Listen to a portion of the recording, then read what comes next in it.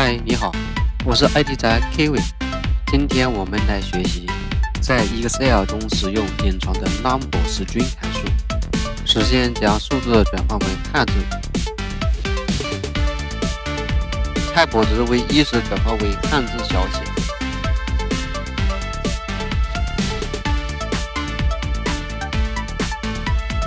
，type 值为20转换为汉字大写。